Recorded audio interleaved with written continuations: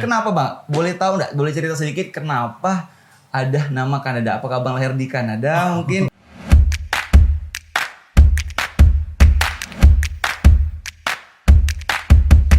Sebelum melanjutkan video ini, dukung channel kami dengan mengklik tombol subscribe agar selalu memberikan video-video yang bermanfaat. Terima kasih.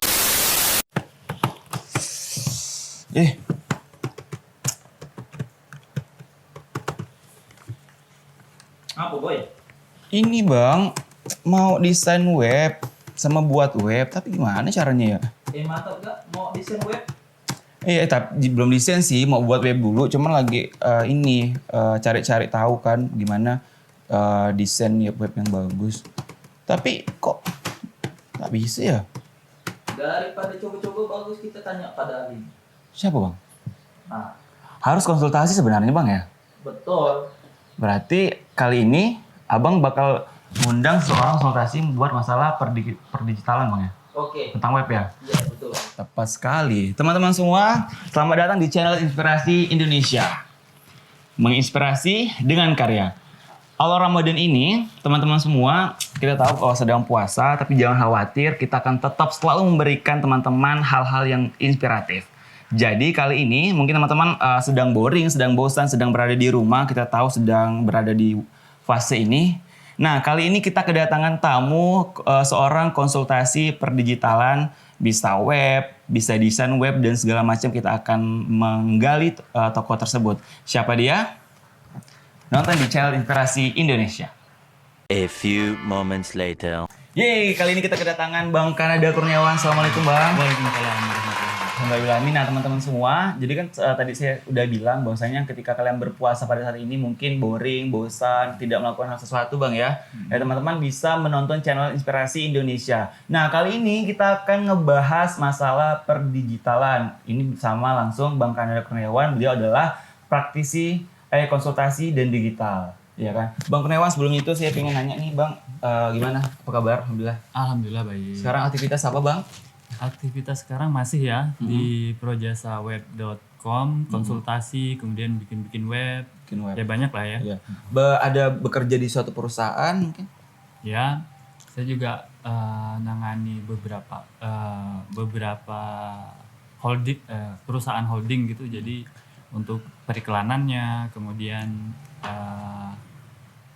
apa lagi ya?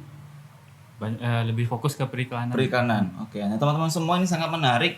Mungkin teman-teman ada berpikir untuk masalah perikanan Bang ya, bisa langsung kita akan bahas. Tapi jangan khawatir, jangan sedih, karena bahas perikanan nanti di episode selanjutnya Bang ya. Karena kita akan bertanya mengangkat tokoh seorang Bang Kanada Kurniawan. Bang kalau boleh tahu Bang Kanada Kurniawan, panggilannya biasanya?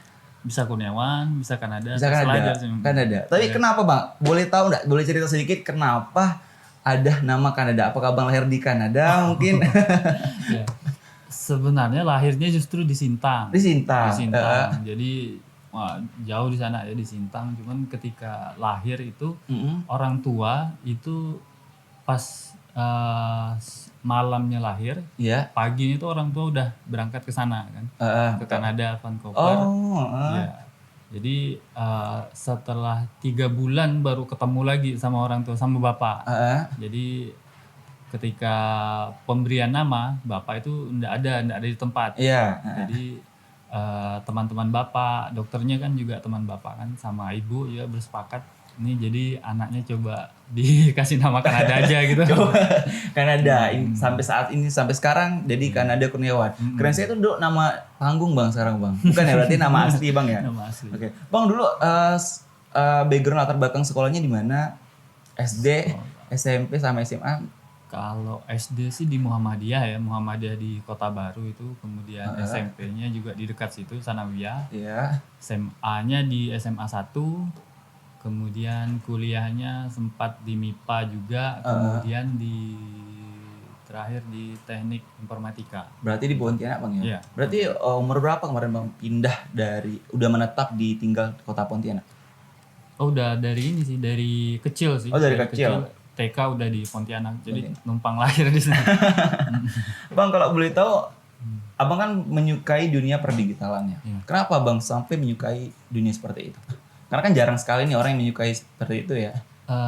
Sebenarnya kalau saat ini sih saya rasa minatnya udah semakin banyak Iya, sih. benar. Udah makin banyak. Cuman kalau dulu itu kan saya tuh emang penasaran sih di bidang web. Kemudian ketika lagi asik-asik ini itu pernah ngelihat teman kok dia bisa dengan mudah gitu kan ganti-ganti halaman web gitu kan. Nah, akhirnya penasaran, akhirnya itu sampai beberapa malam gitu coba sendiri gitu kan, dan dia kasih petunjuk gitu kan. Nah dari petunjuk dia itu akhirnya oh ternyata gini dan akhirnya rupanya yang hebat maksudnya yang asiknya di dunia digital itu kita bisa maju, kita bisa unggul gitu hanya dengan kita otodidak gitu. Gitu. Berarti abang memang belajar itu otodidak. Ya. Tidak ada les mungkin, tidak ada bimbel. Nggak ada. Kalau zaman dulu kan susah banget. Tahun berapa kemarin itu bang? Itu sekitar kalau mulai itunya sih mungkin sebelum tahun 2000 ya. Tapi kalau serius di bidang webnya itu sekitar tahun 2004 2005 gitu. Oh berarti waktu itu usia bang sudah Saya 86. Berapa tuh tahun berapa? Masih remaja 20-an sih. 20-an ya. Berarti emang rasa tertarik abang menyukai dunia perdigitalan itu pada saat umur 20-an. Iya kan? Tertarik digital sih sejak SMP kali ya. SMP. SMA. Dulu kan zaman-zaman ke warnet dulu mungkin Iya, anak-anak milenial enggak tahu kali ya. Warnet. Nah, warnet. Terus subuh-subuh kok Ramadan tuh kan pergi ke warnet. Iya, benar-benar. Tapi tuh bang sayang sekali ya ke Ramadan tahun ini ya. Tidak ada aktivitas seperti itu lagi karena memang kita harus disuruh di rumah bang ya. Oh jadi abang menyukai itu pada saat SMA ya? SMP awalnya. SMP. Nah waktu itu pas abang tahu, aku suka nih dunia perdigitalan ada yang menarik. Sesuatu yang menarik sehingga abang bilang, oke, aku mutusin buat mencoba memperdalam ini. Itu apa sih bang? Zaman itu kan lagi cukup booming gitu aplikasi kayak chat kayak Mirch, tau nggak? MIRC itu MIRC. Bukan nomor saya. dulu sampai ada lagunya gitu kan. Lagu MIRC itu terus Yahoo dulu, Yahoo Messenger. Nah jadi itu kan messenger kayak gitu kan kita bisa langsung chat sama ini kan sama orang luar negeri gitu ya. Sama orang ini dulu saya pernah chat sama orang Belanda, sama orang ini gitu kan.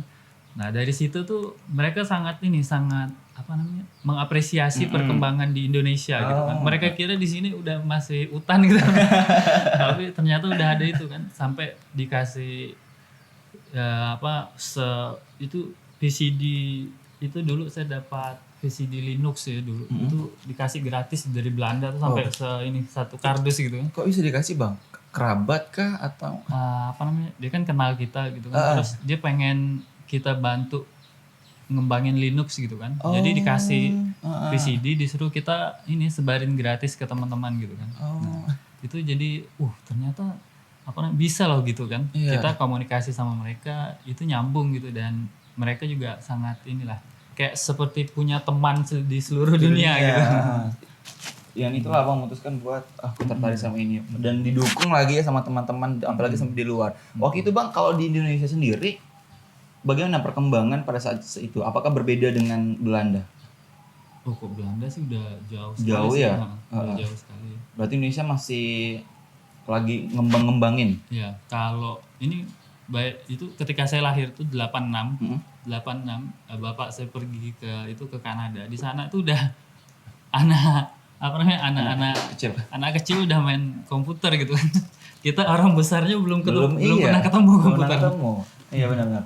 Saya kan pribadi waktu mengenal komputer itu ya saat kecil waktu zaman-zamannya warnet. Jadi hidup rumah kedua itu ya warnet waktu itu. Oke bang, jadi kan kita kembali lagi nih. Abang udah nikah berarti ya? Udah punya anak? Berapa bang anaknya? Anaknya 3. Nah, paling besar, paling gede umur? umur berapa ya? Aduh. SD kelas 3. Ah, tiga. Nah, kira-kira kan pepatah mengatakan buah tidak jatuh dari pohonnya. Nah, ada nggak sih abang melihat dari anak abang sudah menyukai dunia perdigitalan seperti itu?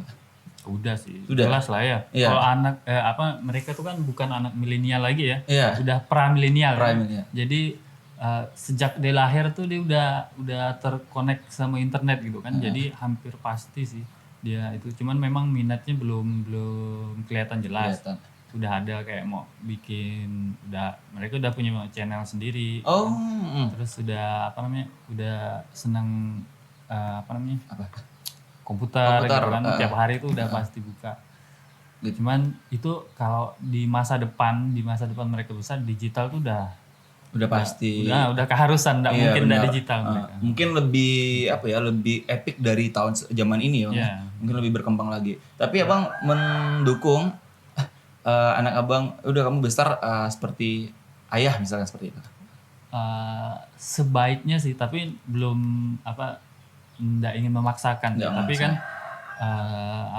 ada bisnis yang dijalankan gitu kan. Sayang Iya. kalau salah satu dari mereka nggak bisa Benar. nggak bisa menggantikan. Iya.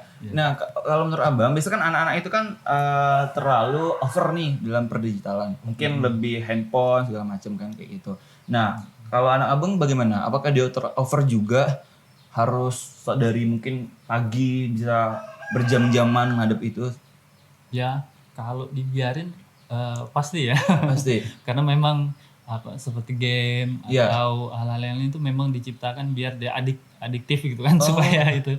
Tapi memang dirancang untuk itu gitu kan, segala game. Nah, tapi memang tinggal kita bagaimana membatasinya gitu kan, dan bagaimana memberi anak itu pengertian agar ternyata kalau berlebihan tuh nggak baik untuk mereka juga gitu. Iya. Jadi kalau mereka udah ngerti, jadi kita udah gampang gitu.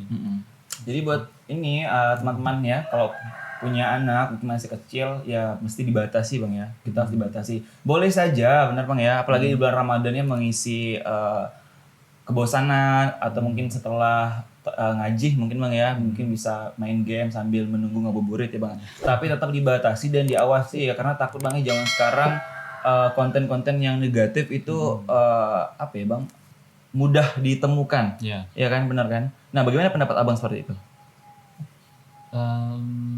Ya itu kembali lagi sih kepada kita. Kalau untuk anak ya, kepada orang tuanya memang nggak bisa kita bebaskan atau lepas tanggung jawab sama sekali. Yang bahaya itu kan kalau lepas tanggung jawab gitu. Iya, benar. Anak dikasih HP. HP. Walaupun dibatasi jamnya, itu kan kontennya nggak bisa dibatasi. Iya, gitu. benar.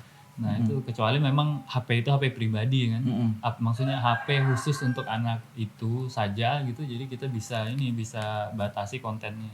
Iya, benar. Oke, bang, kita beralih ke dunia digital kembali bang ya. Bang, sekarang apa sih tren dunia yang digital pada saat ini sih bang?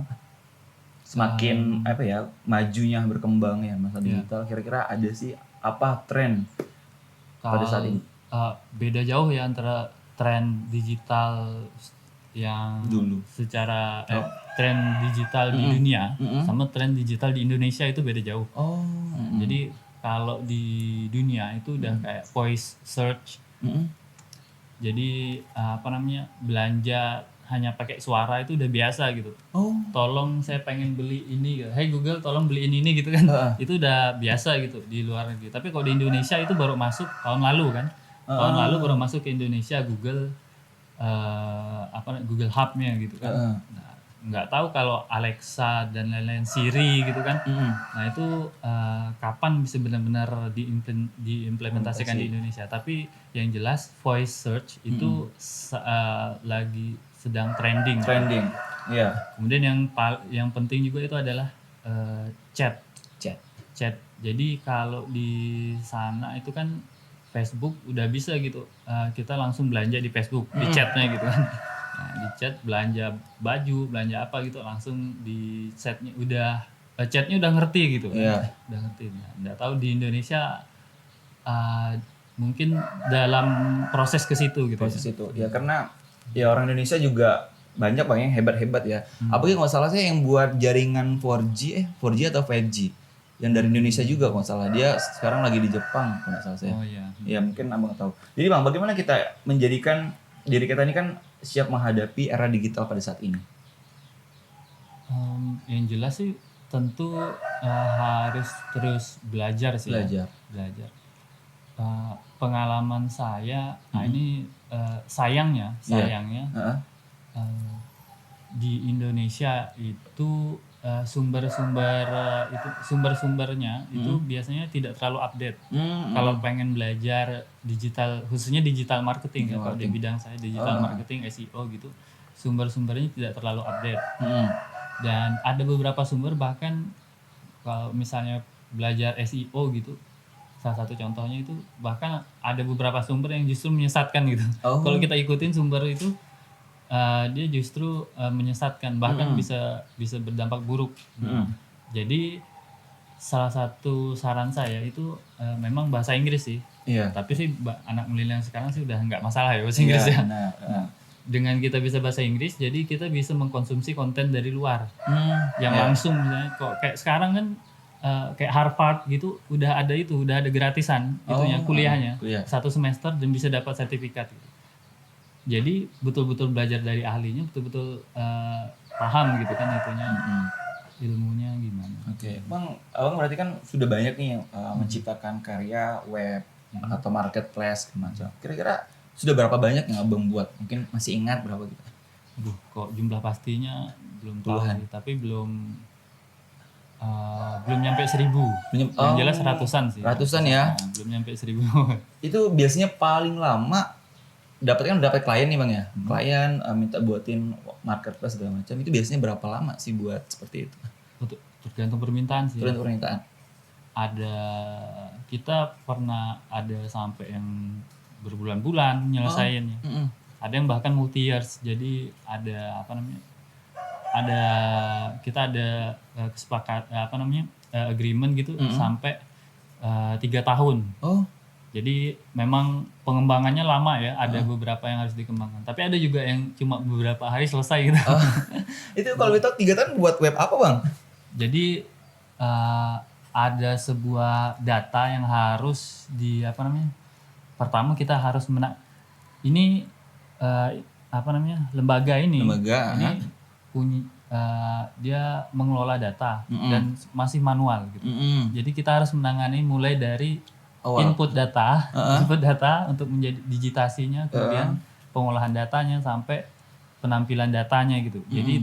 Jadi prosesnya bisa panjang sekali, dan untuk melakukan pelatihan orang yang dulunya manual menjadi digital itu susah, enggak sulit, enggak mudah. Benar, harus disosialisasikan dulu seperti itu bang ya. Memang luar biasa pengalaman di dunia perdigitalan bang ya. Tadi yang abang bilang ada bahkan yang 1 hari jadi. Itu seperti apa bang? Itu kalau kayak web sederhana ya, misalnya kayak profil, yang buat artikel-artikel, blog-blog biasa gitu, gampang. Kayak gitu. Kan belum. Oke bang, abang sendiri pernah nggak sih buat marketplace? Kan sekarang kan lagi epic-epicnya marketplace, apalagi platform-platform terbesar kan di Indonesia sudah banyak ya, kayak Tokopedia, Shopee, Lazada dan sebagainya. Apakah abang pernah mencoba membuat marketplace seperti itu? Ya, kalau mencoba jelas ya, pernah. Bahkan klien pun banyak yang mencoba bikin marketplace. Dan udah ada yang jadi gitu kan, Kemudian ya, cuman itu tadi begitu kita bikin itu kan metode pendekatan kompetisi ya. Begitu ada marketplace yang besar, kita datang kemudian bikin marketplace baru. Nah ini pendekatan kompetisi, jadi untuk saat ini yang pernah saya buat gitu kan, tidak pernah ada yang berhasil menjalankan bisnisnya. Kenapa? Karena itu tadi kompetisinya udah terlalu berdarah-darah di bidang marketplace. Jadi biasanya kalau ada klien yang nanyain seperti itu, kita arahin ke pendekatan kolaborasi aja gitu. Daripada bikin yang baru, Iya. Sebaiknya bikin platform untuk mengkolaborasikan semua marketplace itu gitu. Iya. Kita sebagai itunya gitu. Jadi saling tukar ide bang ya, terus digabungin di satu marketplace itu. Ya karena memang ya itulah karena ada beberapa platform terbesar ya bang ya. Apalagi yang terbesar kita masih kecil-kecil memulai itu juga sangat-sangat dikhawatirkan seperti itu kayak takut tenggelam gitu. Kalau boleh tahu bang, abang kan dekatnya udah pernah buat marketplace nih. Berapa lama sih buat seperti itu? Ya tergantung itunya sih si kliennya gitu kan. Tapi kalau apa namanya ada yang minta sederhana itu bahkan ada sejenis marketplace berbasis web saja itu bisa mungkin sekitar sebulanan tuh bisa gitu. Bulanan. Oke.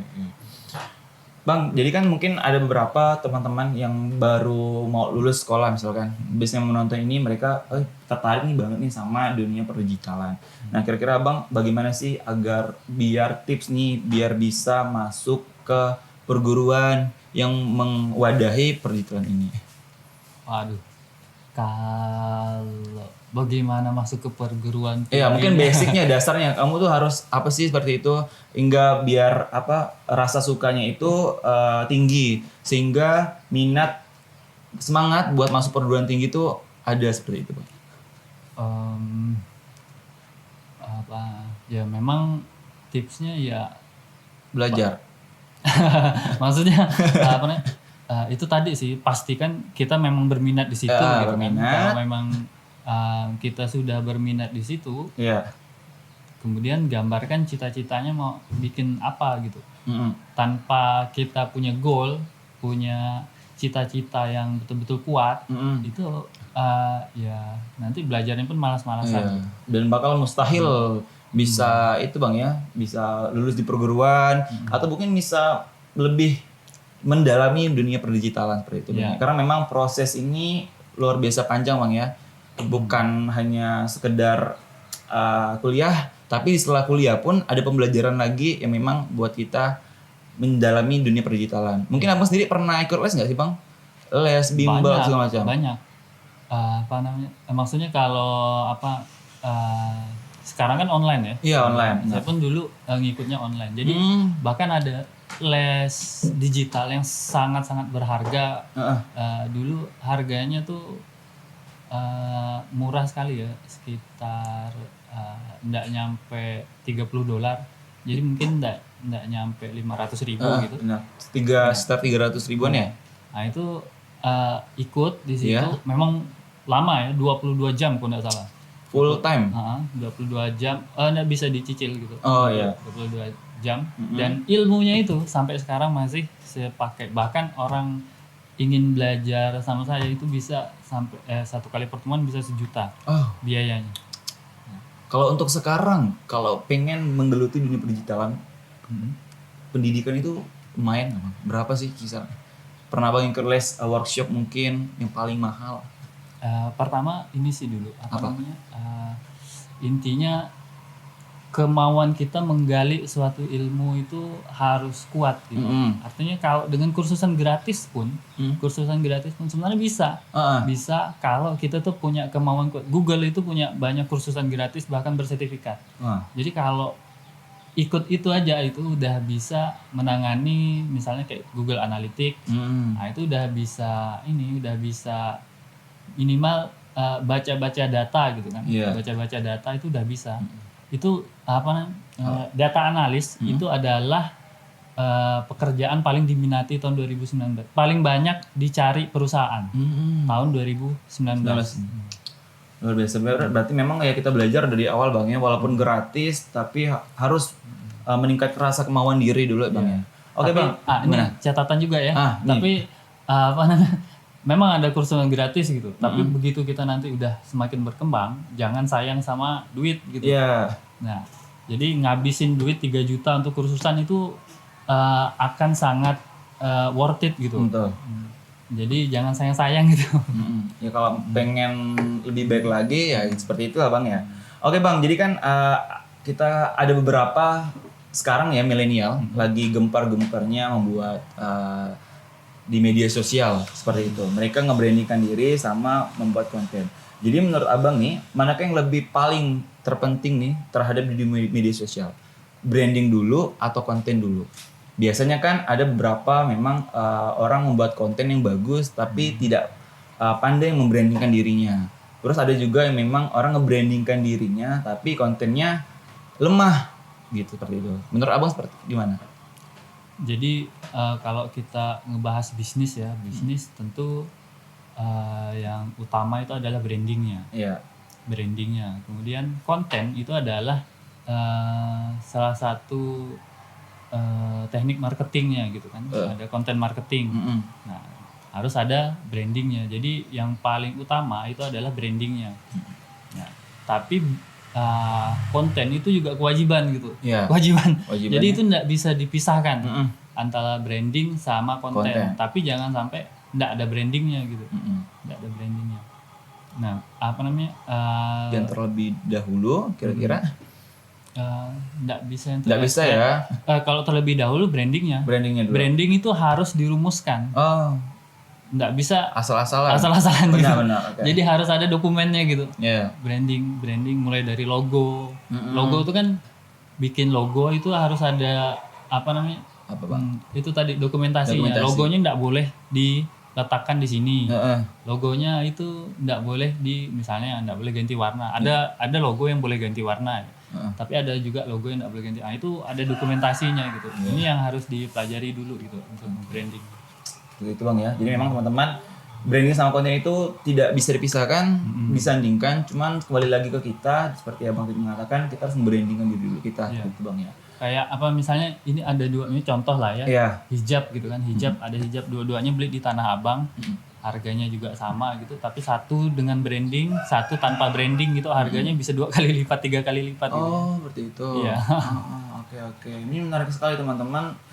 Luar biasa, tapi maaf teman-teman karena memang episode yang pada saat Ramadan ini kita terbatasi, tapi jangan khawatir nanti akan ada bersama lagi kita membahas yang lebih dalam lagi mengenai dunia perdigitalan bang bersama Bang Kada. Insya Allah Bang Kanada bakal datang lagi ya. Oke. Siapa yang diundang lagi ya. Siap. Tapi Bang harapan nih Bang, sekarang itu tapi untuk diri Abang, harapan kedepannya seperti apa sih Bang? Abang kan ada nggak sih mungkin ya mimpi-mimpi yang belum Abang capai dalam dunia perdigitalan? Kira-kira apa?